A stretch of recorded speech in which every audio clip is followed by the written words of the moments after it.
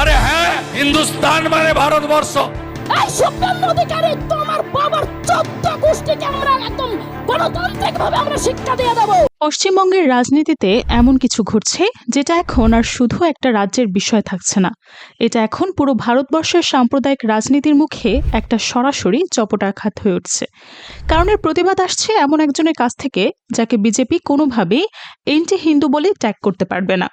একজন হিন্দু নারী, একজন ব্রাহ্মণ ঘরের বউ, নাম স্বপ্না ভাদুরী, আর তার টার্গেট সরাসরি শুভেন্দু অধিকারী এবং বিজেপির পুরো সাম্প্রদায়িক রাজনীতি। কিন্তু প্রশ্ন হচ্ছে, ঠিক কি বলছেন তিনি যেটা এত আলোড়ন তুলছে, আর কেনই বা এই বক্তব্য এখন সারা বিশ্বের আলোচনায়? এখান থেকে শুরু হচ্ছে আসল বিশ্লেষণ। পশ্চিমবঙ্গের শুভেন্দু অধিকারী দীর্ঘদিন ধরে একটা নির্দিষ্ট ন্যারেটিভ চালিয়ে আসছেন, সেটা হলো হিন্দু বিপদে আছে, মুসলমানদের দমন করতে হবে, দাড়িওয়ালা টুপিওয়ালাদের গাছে উল্টো করে ঝোলাতে হবে। এ ধরনের বক্তব্য তিনি একবার দুইবার না, বারবার দিয়ে আসছেন। এটা কোনো গোপন বিষয় না। পাবলিক র্যালিতে, মিডিয়ার সামনে একদম প্রকাশ্যে এই ধরনের উস্কানিমূলক কথা বলছেন তিনি। শুভেন্দু অধিকারী নিজেই বলেছেন, আমি সবার বিধায়ক নই, আমার হিন্দুরাই ভোট দিয়ে জিতিয়েছে আমাকে, আমি হিন্দুদের বিধায়ক। এই একটা বক্তব্য দিয়ে তিনি আসলে কি করলেন?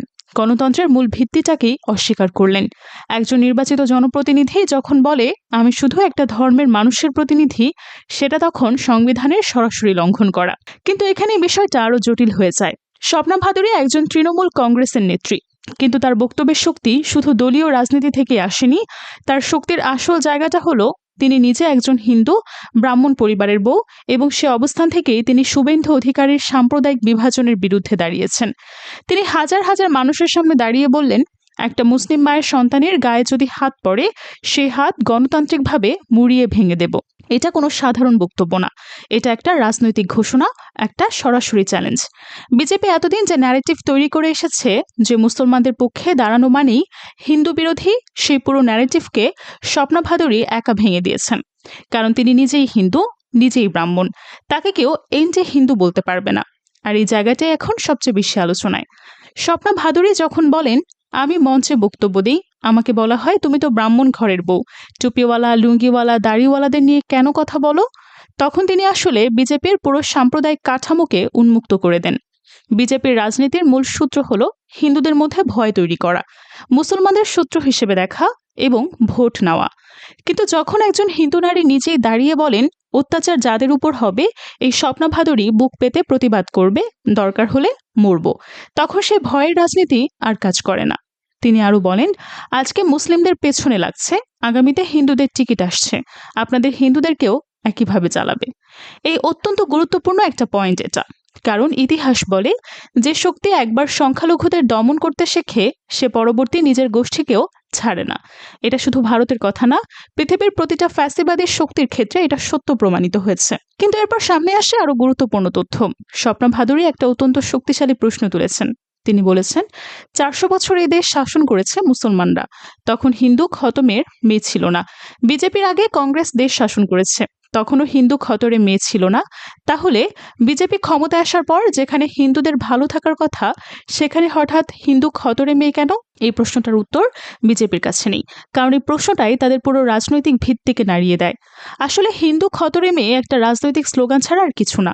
এটা ভোটের আগে আসে, নির্বাচন শেষ হলে চলে যায়, আবার পরের ভোটে ফিরে আসে। স্বপ্না ভাদুরী সেটাকেই ধরিয়ে দিয়েছেন। ভোট আসলেই হিন্দু খতরে মেয়ে, ভোটে গেলে আর খতরে নেই। এটা শুধু একটা বক্তব্য না, এটা বিজেপির পুরো সাম্প্রদায়িক রাজনীতির এক্সরে। আর এখান থেকে বিষয়টা আরো গভীরে যায়। স্বপ্না ভাদুরী একটা অত্যন্ত সাধারণ কিন্তু শক্তিশালী এক্সাম্পল দিয়েছেন। তিনি বলেছেন, আমি যদি একটা ঠান্ডা জলের বোতল কিনি, আমার থেকে 10 টাকা নেবে, একজন মুসলমান গিয়ে কিনলেও 10 টাকা নেবে। সারের দোকানে যান, একই দাম, তেলের দোকানে যান, একই দাম, মাছের দোকানে যান, একই দাম। তাহলে বিভাজন কোথায়? আপনার কি মনে হয় এটা শুধু কাকতালীয়, নাকি এর পেছনে একটা সুপরিকল্পিত রাজনৈতিক কৌশল আছে? স্বপ্না ভাদুরী একটা অত্যন্ত গুরুত্বপূর্ণ পয়েন্ট তুলেছেন, যেটা অনেকে এড়িয়ে যাবেন।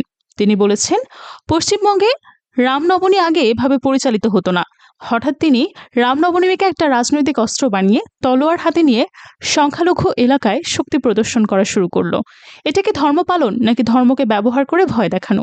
একটু ভেবে দেখুন, যে ধর্মীয় অনুষ্ঠানে তলোয়ার নিয়ে সংখ্যালঘু এলাকায় স্লোগান দিতে হয় হিন্দু হিন্দি হিন্দুস্তান, সেটা কি আর ধর্ম থাকে? সেটা তো রাজনৈতিক শক্তি প্রদর্শন। স্বপ্না ভাদুরী বলেছেন, আমাদের সংবিধান প্রত্যেকটা ধর্মের মানুষের ধর্ম আচরণের অধিকার দিয়েছে, সে অধিকার কেড়ে নেওয়ার কোনো চেষ্টা আমরা সহ্য করব না। কিন্তু আন্তর্জাতিক বিশ্লেষকরা এখন অন্য প্রশ্ন তুলছেন। মৌলানা আবুল কালাম আজাদ কি বলেছিলেন জানেন? তিনি বলেছেন, একদিকে আমার ভারত মাতা শৃঙ্খলিত, আরেকদিকে আমার স্ত্রী অসুস্থ। আমি আমার স্ত্রীকে ভারত মাতার জন্য বলিদান দিতে পারি, কিন্তু স্ত্রীর জন্য ভারত মাতাকে বলিদান দিতে পারি না। এই সেই টুপিওয়ালা দাড়িওয়ালা মানুষটার কথা, যাকে আজকে বিজেপি দেশদ্রোহী বলতে চায়। স্বপ্না ভাদুরী এই ঘটনা তুলে ধরে আসলে একটা মৌলিক প্রশ্ন করেছেন। যারা দেশের স্বাধীনতার জন্য জীবন দিয়েছেন, জেল খেটেছেন, ফাঁসির মঞ্চে উঠেছেন, তাদেরকে আজকে জিজ্ঞেস করা হচ্ছে, তুমি কে? তোমার নাগরিকত্ব প্রমাণ করো। আর যে আরএসএস স্বাধীনতা সংগ্রামের কোনো ভূমিকা রাখেনি, তারা আজকে দেশপ্রেমের সার্টিফিকেট বিতরণ করছে। এটাই হচ্ছে ভারতের বর্তমান রাজনীতির সবচেয়ে বড় আইরনি। এটা সম্ভবত স্বপ্না ভাদুরীর পুরো বক্তব্যের সবচেয়ে আলোচিত অংশ। তিনি বলেন, মোহাম্মদ সাহেবকে আমি অত্যন্ত শ্রদ্ধা করি, কারণ তিনি ছিলেন সারা বিশ্বের শান্তির দূত। একজন হিন্দু ব্রাহ্মণ নারী প্রকাশ্য মঞ্চে হাজার হাজার মানুষের সামনে ইসলামের নারীর প্রতি শ্রদ্ধা জানাচ্ছেন। এটা ভারতের বর্তমান সাম্প্রদায়িক পরিবেশে অত্যন্ত সাহসী একটা পদক্ষেপ। তিনি আরও বলেন, যারা জয় শ্রীরামের তিলক কেটে গেরুয়া গামছা পরে মোহাম্মদ সাহেবের নামে বাজে কথা বলে, তারাই সবচেয়ে বড় পাপী। তারা কোনোদিন মোহাম্মদ সাহেবের নাম নেওয়ার যোগ্য না। এই বক্তব্যটা কেন এত গুরুত্বপূর্ণ? কারণ এটা প্রমাণ করে যে ভারতের সব হিন্দু বিজেপির সাম্প্রদায়িক রাজনীতিকে সমর্থন করে না। অনেক হিন্দু আছেন যারা সর্বধর্মের প্রতি সম্মান রাখেন এবং বিভাজনের রাজনীতির বিরুদ্ধে। বিজেপি চায় মানুষ বিশ্বাস করুক যে হিন্দু মানেই মুসলিম বিরোধী। স্বপ্না ভাদুরী সেই মিথ্যাটাকে একা ভেঙে দিয়েছেন। পশ্চিমবঙ্গের ইতিহাস থেকে মুসলমানদের অবদানকে বাদ দিলে বাংলার ইতিহাস অসম্পূর্ণ হবে। তিতুমিরে বাঁশের কেল্লা বানিয়ে ব্রিটিশদের বিরুদ্ধে লড়েছেন, কিন্তু আজকে সেই ইতিহাস ভুলিয়ে দিয়ে একটা নতুন ন্যারেটিভ তৈরি করা হচ্ছে। স্বপ্না ভাদুরী বলেছেন, এই মাটি বিজেপি আর আরএসএস বাবার সম্পত্তি না, এটা 140 কোটি মানুষের মাটি। তিনি বলেছেন, সমস্যা যদি না থাকে তাহলে বিজেপির খুব অসুবিধা, তাই সমস্যা তৈরি করা হচ্ছে। এটাই হচ্ছে পুরো বিষয়ের মূল কথা। ভারতের স্বাধীনতার পর থেকে হিন্দু মুসলমান একসাথে পূজা করেছে, ঈদ করেছে, নামাজ পড়েছে, আজান দিচ্ছে। এখন এটা সবচেয়ে বড় প্রশ্ন, বিজেপি বলে তারা হিন্দুদের রক্ষাকর্তা, কিন্তু বাস্তবে তাহলে কি? বিজেপি ক্ষমতায় আসার পর থেকে ভারতে মুদ্রাস্ফীতি বেড়েছে, তাহলে বিজেপি হিন্দুদের জন্য ঠিক কি করেছে? স্বপ্না ভাদুরী এই বক্তব্য এখন শুধু ভারতে না, আন্তর্জাতিক মিডিয়াতেও তোলপাড় হচ্ছে। আর যদি পশ্চিমবঙ্গে স্বপ্না ভাদুরীর মতো আরও হিন্দু নেতারা সাম্প্রদায়িক বিভাজনের বিরুদ্ধে দাঁড়িয়ে যায়, তাহলে বিজেপির পুরো রাজনৈতিক কৌশল ভেঙে পড়তে পারে। যখন একজন হিন্দু নারী নিজেই মুসলমানদের অধিকারের পক্ষে দাঁড়ান, তখন সেটা আন্তর্জাতিক মহলে একটা শক্তিশালী বার্তা পাঠায় যে ভারতের সব মানুষ সাম্প্রদায়িক না, অনেক হিন্দু আছে যারা ন্যায়ের পক্ষে। পরবর্তী কয়েক সপ্তাহ পরিস্থিতি কোন দিকে যায় সেটা এখন সবচেয়ে বড় প্রশ্ন, কারণ এর প্রভাব শুধু পশ্চিমবঙ্গে সীমাবদ্ধ থাকবে না, এটা পুরো ভারতের রাজনীতিকে নাড়িয়ে দিতে পারে। এই পুরো ঘটনাকে আপনি কিভাবে দেখছেন? স্বপ্না ভাদুরীর এই সাহসী অবস্থান কি ভারতের সাম্প্রদায়িক রাজনীতিতে পরিবর্তনের সূচনা, নাকি এটা শুধু একটা বিচ্ছিন্ন ঘটনা?